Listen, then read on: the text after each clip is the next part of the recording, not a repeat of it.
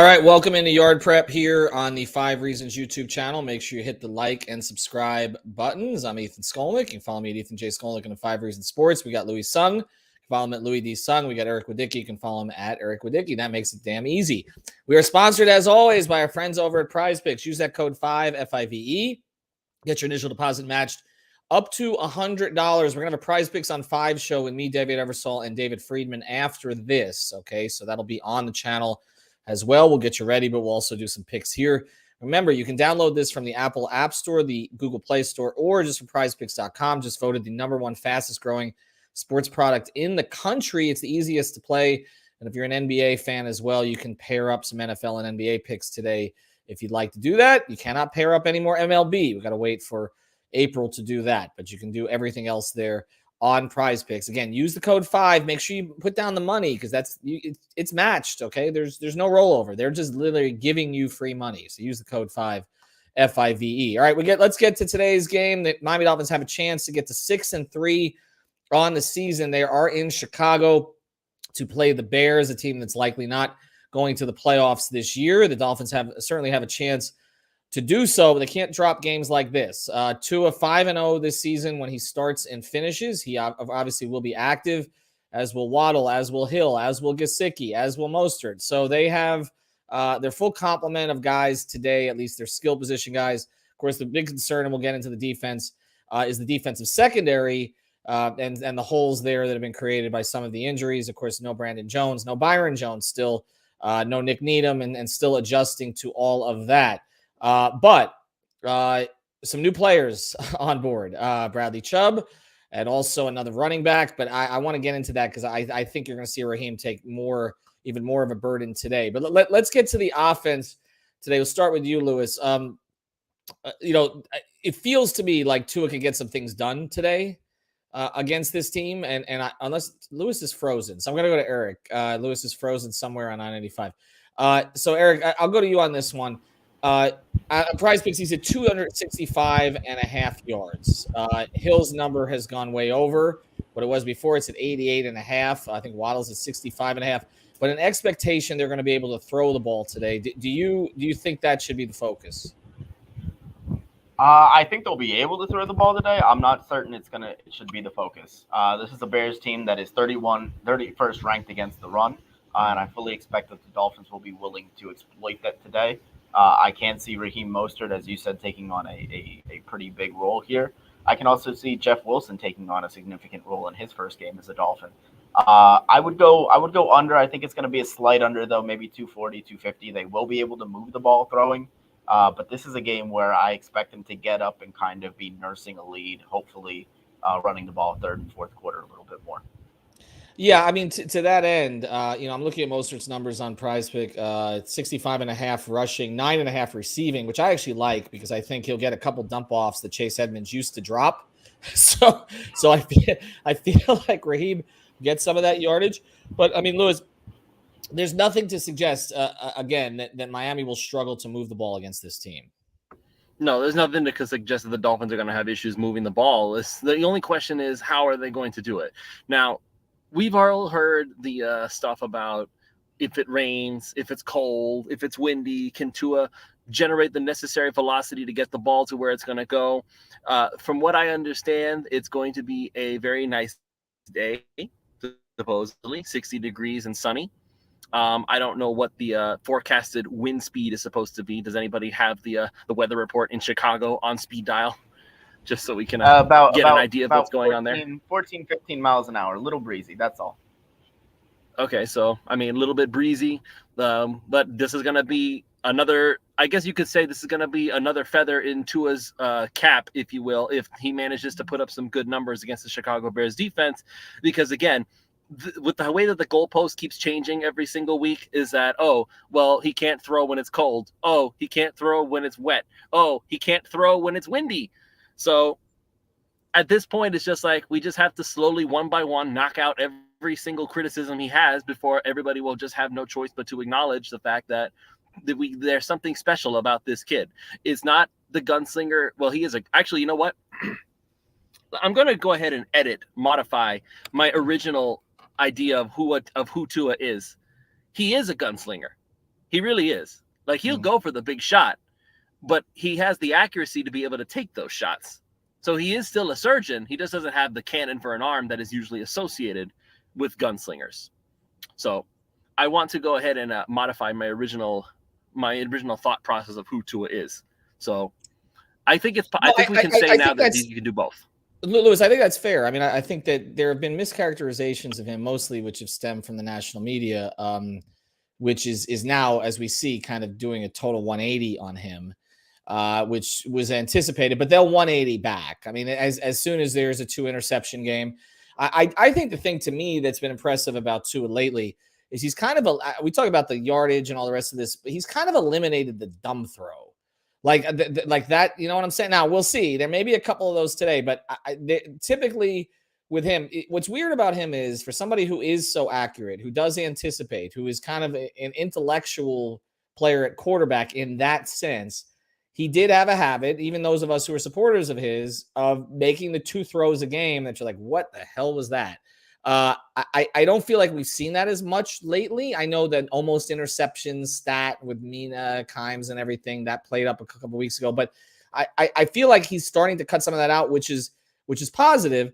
And there is a balance here between him being aggressive and also against lesser teams like this, not making the key mistake that gives them a chance. Okay. And that is something that they're going to have to manage. But I do want to get back to the run game here a little bit, because I feel like that Mike McDaniel has found some things as the season has gone on. It didn't start, Eric, maybe like we anticipated, in the sense of, okay, he's a run game guy, basically. That's, he's sort of unique, creative schemes from a run game perspective. He was going to bring from San Francisco.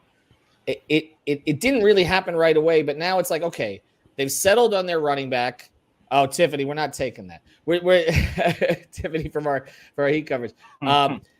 Look, we appreciate the like button. But I feel like from the run game perspective, like, okay, now he knows who his back is. Okay, that's been clear.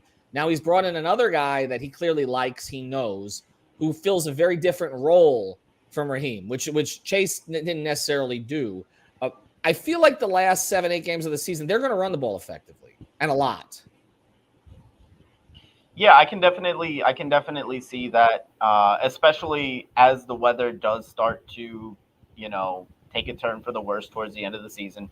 And it's not necessarily an indictment on Tua that they go run heavy on the road, Eric. On the road in Florida, it's always going to be hot.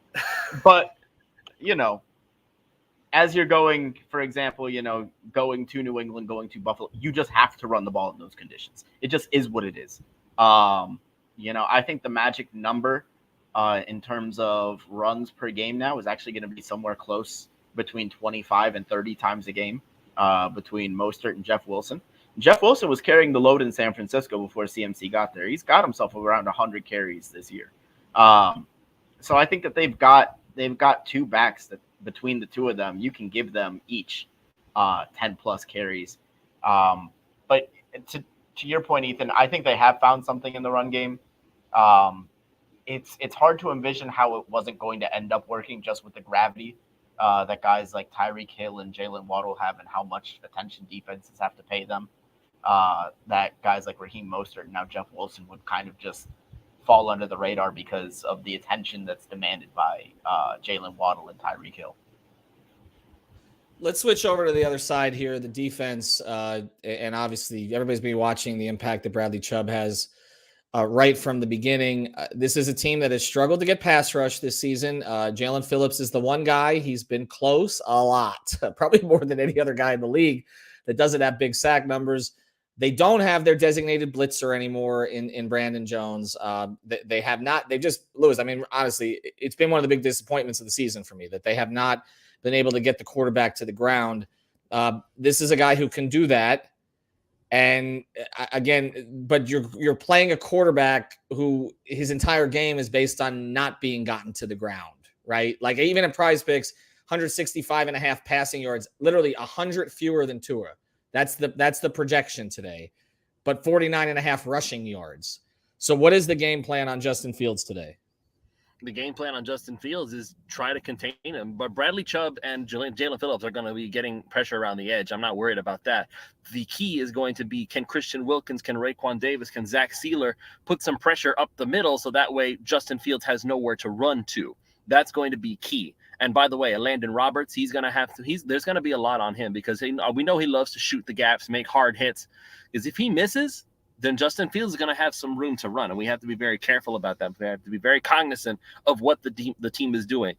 As Alfredo Arteaga on 3 yards per carry, by the way, you should go listen to them if you haven't yet. They've been very clear about what the situation is going to be, is that they are trying to change what the core of this defense is. They're not trying to rely on the likes of Byron Jones and Xavier Howard anymore. It's not going to be a secondary-based defense. They want to change this. The defensive line is the key, which a lot of teams do. They always want to talk about, they want to be able to get the pass rush. They always want to be able to get to the quarterback quickly. And I feel like, at least in today's day and age, pressure up the middle is so crucial, because if you give a quarterback room to run on the outside, he's going to take it. If you stop him from getting through that middle, if you stop him from stepping up in the pocket because there's nowhere to go, that's when you can actually get some pressure. So I really feel like Bradley Chubb is going to make an impact. Make no mistake. Jalen Phillips, I think, is going to greatly benefit from the fact that Bradley Chubb is there now. But unless there's pressure up the middle, Justin Fields is going to have room to run all day long. And he'll just keep stepping up in the pocket, getting away from the edge rush, and he'll be 6, 7, 8, maybe more than that. No, that's a great point. And I did listen to 3 yards per carry this week, and it is a total change what they're doing. I mean, you're making a transition during the season because you don't have your corners, with the exception of one of them from the start of the year. And so, I mean, the whole premise of the defense was, we're going to lock you down in the secondary. That was the deal. And I don't know that they can do that consistently. I also don't think that Chicago has the kind of weapons on the outside to really hurt them. So we'll see how that plays out. Let's get to some X Factor players for today. Let's each go kind of around the horn today. Somebody we think may make an impact that maybe not everybody's talking about. This to me, this is kind of, I guess, a somewhat obvious one, but I think we're going to see a big Gesicki game today. I do. I feel like it's coming. I know, Louis, you're shaking your head. I just feel like it's coming. Because you went off on Pulse of Fins Nation, Alfredo said the same thing. And I'm like, every time we've predicted a big game for Mike Gesicki, it doesn't happen. So I don't want to even say it. But, Louis, it's not, they're not forgetting about him anymore. Like, that's the thing. Like, for the first 4 or 5 games of the season, it was like, there is no role for this guy. This is another thing that I like about McDaniel and the rest of this staff, is that over time, it's like, okay, they sort of figure it out. Like, I'll put it this way. If Chase Edmonds, and I know it was contractual related and all the rest of this, okay, and people were frustrated he was still playing the past couple of weeks and still dropping passes. But Chase Edmonds, literally, Adam Gase, Brian Flores, Joe Philbin would have rode Chase Edmonds through the end of the year, right? Like, they just kept this. They do feel like, it does feel actually, Louis, that they make occasional adjustments. Like, that's not something I'm accustomed to. They do make adjustments, and it's wonderful that Mike Gesicki is starting to find a role in this offense. I'm very happy for it. I'm very happy for the Dolphins, because when he is on the field, teams have no choice but to respect him. And when they do that, that opens up the floodgates for Tyreek Hill and Jalen Waddle. It's a wonderful thing. But to say, let me ask you to clarify.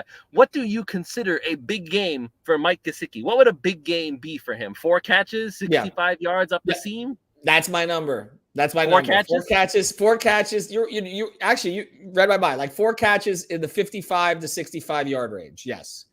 That extra element. So it's not just Waddle Hill. Because, and I'll go to you on this, sir. I mean, at some point, okay. I mean, look, Hill's numbers are disgusting. I mean, they're ridiculous. Okay. I mean, this is not, he hasn't just been like a home run for them. I mean, this is historic. Okay. What he's accomplished with a new team. Typically receivers, when they get moved to another team, do not do this. Devontae Adams, okay? Others. I mean, we should not be taking for granted what Tyreek Hill is doing. It's crazy, okay? I mean, he may set an all-time record, okay? I was like, okay, if they got – everybody was saying he was going to be lost without Patrick Mahomes and wouldn't get to 1,000 yards. He may hit 1,000 yards today, okay? So he probably will. So I'll get to – so but at some point, right, other teams are going to start taking some of that away, right? I mean, you can't – You want to think that, you would think that they can. And this is where I think Mike McDaniel has done a fantastic job of just crafting this offense from an X's and O standpoint. The Dolphins face the least they're either 32nd or 31st in the league in terms of how much man coverage they face. So, which is because obviously Hill and Waddle, you can't play them one-on-one, you can't play them man-to-man. But what ends up happening there is teams play a lot of zone. And when you play a lot of zone, you have open spaces, and that just leaves a quarterback like Tua, who likes to throw to spots, who when he sees an open spot in the zone, he's got that anticipation to hit it. So it's almost at this point, it's pick your poison. I don't know if there's really a way for them to counter it with the way that everything's set up right now, because you're either choosing, okay, well, if we're just going to play Tyreek Hill, you've got Jalen Waddle, who gives you 95, 96% of what Tyreek Hill gives you. I don't know if there's a right answer for defenses. This is why, by the way, I'm going over on Waddle today, but staying away from Hill. There's a 22-yard gap on Prize Picks between the two of them. As long as that gap exists, I'll play Waddle. And not that I don't think Hill's going to go over, but 65.5 looks kind of juicy to me. But you're talking about yards, though. Don't they also let you have receptions? How many receptions for Tyreek? They do let you. I would go over on the receptions for Tyreek. Yes, I'll have to check it. I'm gonna look, because we're gonna do a Prize Picks show here in a second. Let's see. This is how easy this is for everybody who doesn't necessarily play it. Receptions, okay. Let's see. We've got scrolling. Tyreek is at 7. I don't like when they do. I don't like when they don't do the half numbers, because it's easy to push, which I don't love. But Waddle's at 5.5. That feels easy. I would still push Tyreek. He's got Tua loves Tyreek Hill, and why wouldn't he? He has every reason to. He's the engine that makes this offense run. Like, if you like Tua, okay, let me try to find a good metaphor for this. Tua is the engine. Tyreek is the nitro in the back that makes it go really fast. How about that? That's fair. By the way, Gesicki's at 2 receptions. 2? That's see, now you're gonna play it over. Yeah. Oh yeah, well, for 2 catches though. Yeah, I would take the. I mean, worst case you're pushing, right? Like this, right? I think that's fair. Let me take a look at the touchdowns, but I do want to get to some of this other stuff here. Give me someone, Eric. Give me someone we're not talking about enough. All right, so this is gonna be a deep cut, because I think the run game is gonna be hugely important today, and I'm gonna give love to a little bit of trench play. I love watching Alec Ingold play. Alec Ingold is going but to. He doesn't have no prize pick, Eric. He doesn't have prize, but you're asking just about an X factor in game. Okay, fair enough. In game, X factor in game on offense. I think Alec Ingold is gonna be all over the place, making blocks downfield. He's gonna be hugely instrumental in the run game today. I'm with you on that. I think we haven't talked about him enough either. Lewis, give me one. We'll get to picks. Lewis is frozen again. Look at that. Tyreek Hill just ran right by him. No, I like that. Maddie, our producer, Maddie Chang. Maddie, screenshot that, please. Screenshot that. No, we need that. Okay.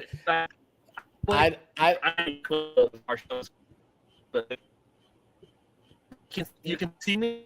I mean, I can see you. We can kind of hear you, but we can't. All right, look, we'll scroll back to you. Go back out and come back in. Eric, prediction today. 27-17 Miami. I'm around the same range with you. I think Miami will clear, and I'm with Jay there. We need to get home without the blitz, and that's the whole purpose of bringing in Bradley Chubb. I think they will be able to do that here a little bit. I think the Bears are going to struggle to score today. I'm going to say 31-13. I think this is one of those games where we kind of come out of it saying, all right, they're sort of firing on all cylinders now. This is the stretch of games we felt they would get going. It's not a cold weather game in Chicago, as Lewis mentioned, so you kind of escape that. Early November, you can get a 35-degree game up there with a lot of wind. They're not getting that today. That's a real positive. We don't have to hear the narrative that Tua can't throw the ball in the cold weather and all that kind of stuff. This is not – if he has trouble today, then we do have some concerns as we look at Buffalo and some of the other places as they go deeper into this thing. But I just think, even though it's an NFC game, obviously they're not a conference game, I think the Dolphins, they feel kind of like their season has been put back on course. And I talked about 2002, which is a season that I covered, that they weren't able to get it back on course. They went to 5-1. Look at that. They went to 5-1 with a win in Denver. Fiedler, Gadsden, Chambers all got hurt. Ray Lucas came in. They went 2-4. By the time he came back, they had no margin for error. The Dolphins were able to right this thing quicker because Tua came back quicker. Okay, and so I don't feel like they're getting off course today. Anyway, Lewis, I went with 31-13. You got a pick for today? I believe that I Wait a picked second. the Hold on a Dolphins. second. By the way, are you still in your vehicle or no? I am still in my vehicle. I am on my phone now because what I was doing before was I was using my hotspot to try to use my laptop. But the laptop, I guess, it did look not like your the car. It connection. looked like you teleported somewhere to do the rest of this show, which we appreciate. I have instant transmission. Really? Nobody knows this, but I'm actually a Super Saiyan. You don't know that. But I anyway. got you. All right, give me a pick. So I'm going to go ahead and say the Dolphins win this game. I have no reason to believe they won't. I know that Justin Fields can be dangerous, but if the most dangerous weapon you have on the Chicago Bears offense is a dude who literally just popped onto the field less than a week ago, Chase Claypool, who, by the way, we already have experience dealing with him, so it is what it is. I just don't see how the Dolphins can lose this game. Now, this is the Dolphins. There's always a way they could do it, but I digress. I'm very happy to see that Teron Armstead is going to be in this game still. He is active to play, and despite of the Achilles popping up on the injury report. So, listen, we all thought he would be gone for like half the season. That was the initial knock on him, is that he's just not going to play. He's not going to be there. He's not available. We're paying him to sit on the bench, a la Mike Pouncey. He's out there.